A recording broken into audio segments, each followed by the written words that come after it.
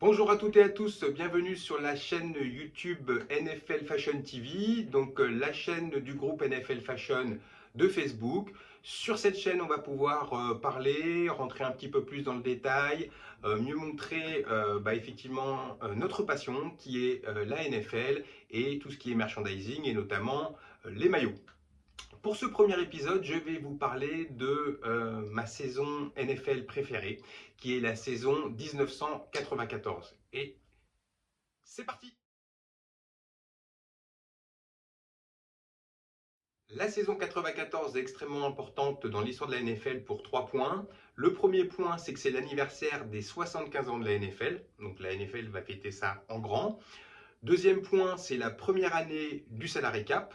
Donc ça va complètement changer la manière dont les équipes sont structurées et les objectifs qu'elles vont avoir. Et dans un troisième point, c'est la saison qui va lancer la mode du throwback, donc de pouvoir ressortir, mettre en avant, mettre en valeur des uniformes des années précédentes.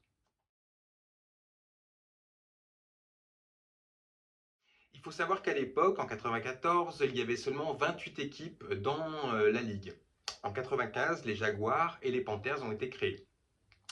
En 94, on était vraiment en pleine période de forte domination de la NFC sur la AFC, puisque les 15 vainqueurs de Super Bowl précédents, 13 étaient des équipes de la NFC. Et la seule équipe pendant ces 15 ans précédents qui a réussi à gagner des Super Bowls, c'était les Raiders, avec donc 2 victoires.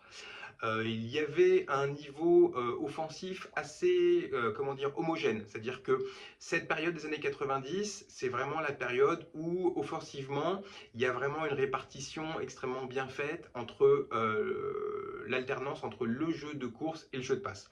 Il y avait des disparités sur certaines équipes, des équipes comme les Dolphins, comme les Falcons, comme les Bills notamment, étaient vraiment assez axées sur le jeu de passe. D'autres équipes étaient axées sur le jeu de course, telles que les Steelers par exemple, ou les Giants ou d'autres. Et des équipes étaient extrêmement homogènes, avec une très bonne répartition entre le jeu de course et le jeu de passe, tels que les Cowboys et les 49ers.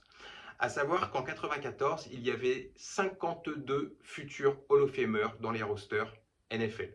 Et il y en aura sans doute d'autant plus qui vont être élus dans les années qui vont arriver, je l'espère, certains joueurs notamment mon cher Darren Woodson, le strong safety des Cowboys. Il faut savoir à l'époque que les règles étaient beaucoup moins protectrices envers les joueurs, notamment sur leur intégrité physique. Elles laissaient la place à un style défensif beaucoup plus agressif, qui pesait beaucoup plus sur les matchs qu'il ne le pèse actuellement, où on est sur un football extrêmement offensif.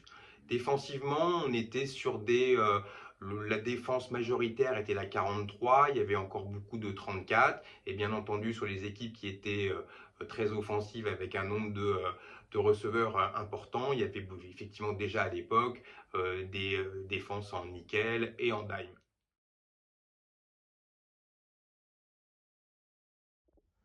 Alors, dans un premier temps, la NFL a fait coudre sur tous ses maillots ce magnifique patch en forme de diamant avec le numéro 75 pour le 75e anniversaire de la Ligue. Certaines équipes ont décidé de faire fabriquer un maillot domicile, d'autres un maillot extérieur, et d'autres équipes ont joué avec 2 maillots différents, donc un maillot domicile et extérieur.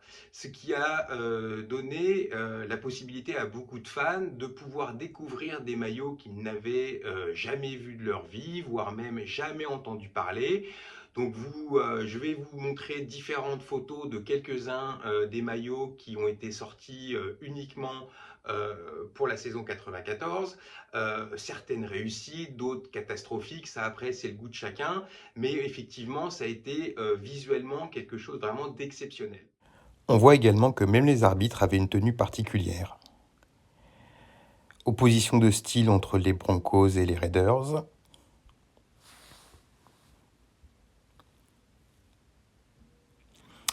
Monday Night du Week 3 entre les Cowboys et les Lions. Les Cowboys qui seront la seule équipe à avoir un seul nouveau maillot, celui-ci. Une très belle opposition également entre les 49ers et les Saints.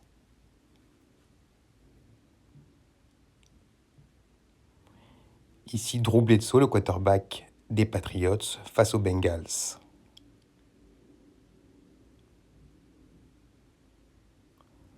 Joe Montana pour ses 2 dernières saisons aux Chiefs contre les Chargers de San Diego, qui ressortiront ce magnifique powder blue.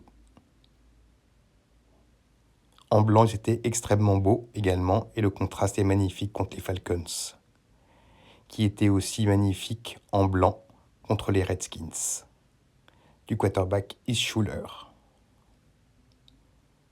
Toujours les Patriots contre les Packers. Les Steelers, vraiment très très particulier ce maillot.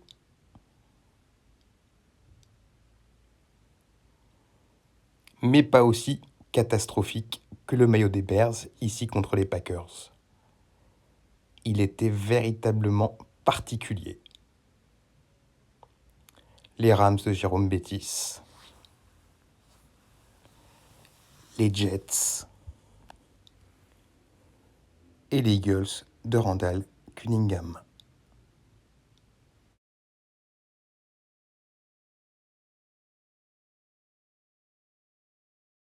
Cette saison de 94 a donc complètement bouleversé la NFL, complètement changé la NFL, notamment après 1993 et la mise en place du free agency. Donc en 94, mise en place du salary cap, qui était à l'époque de 34 millions de dollars, alors qu'il est actuellement à plus de 224 millions de dollars. Donc ça a complètement changé la manière de se structurer et de se construire des équipes NFL. Dans un deuxième temps, ça a complètement plié le game du merchandising. C'est en 94 véritablement qu'il y a eu vraiment une explosion du merch, notamment l'accessibilité aux maillots.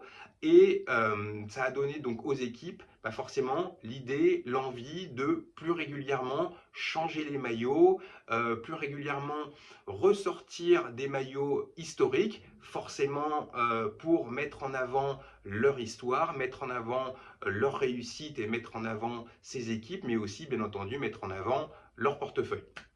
Voilà, c'est terminé pour cette première vidéo. J'espère que ça vous aura plu. N'hésitez pas à vous abonner à la chaîne, à liker, à commenter. Et je vous dis à très bientôt pour une nouvelle vidéo. Bye.